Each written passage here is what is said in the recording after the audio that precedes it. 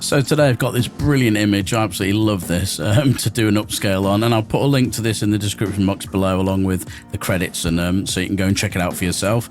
Yes, it's obviously an AI image, and I'm going to start this off by just checking out the original size, as I always do, 1024 by 1536, just so you can get an idea of the original starting point, which is very reasonable, and the quality is very high on this one because it's the new OpenAI image gen. So it's fantastic quality.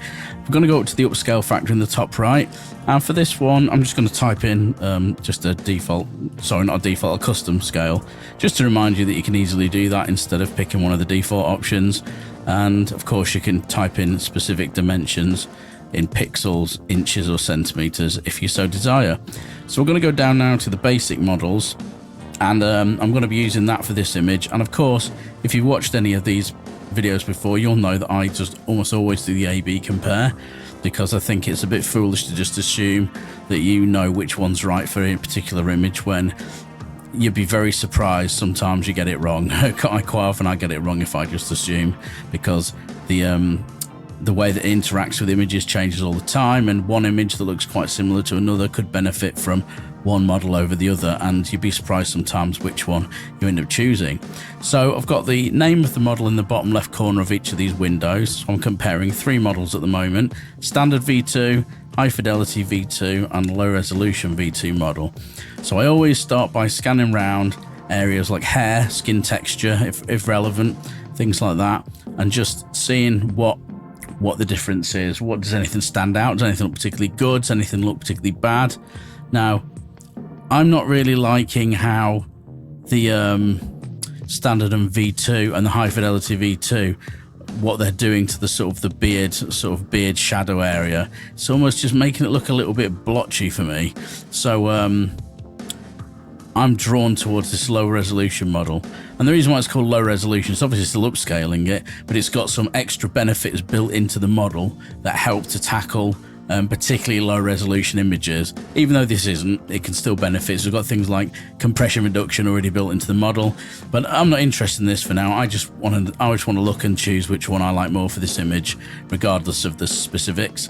And this is the one I'm going to choose. So I'm going to click apply model, and it's just going to update the model with that. Now I'm on full screen preview here, so if you click the left mouse button and hold it down, and regardless of whether you move it around, it's now showing me the before unprocessed image, and then when I let go, it's showing me the image, what it's going to look like, you know, if it was exported with the processing, the upscaling and everything applied. So so it's looking really great considering how large it now is.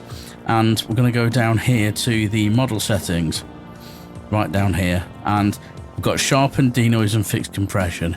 Now it could probably take a little bit of sharpening, but not much, because these outputs from modern AI image gens are so crispy and high quality anyway that you really don't need to add much sharpening.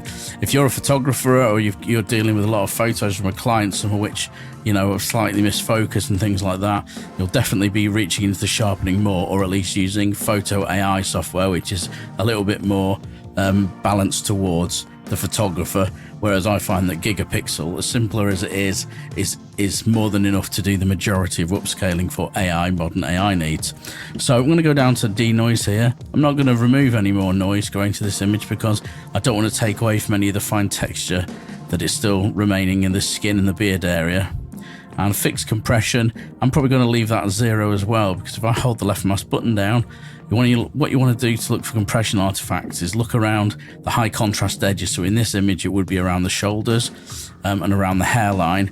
And I'm not seeing any, because again, this one's particularly high quality output.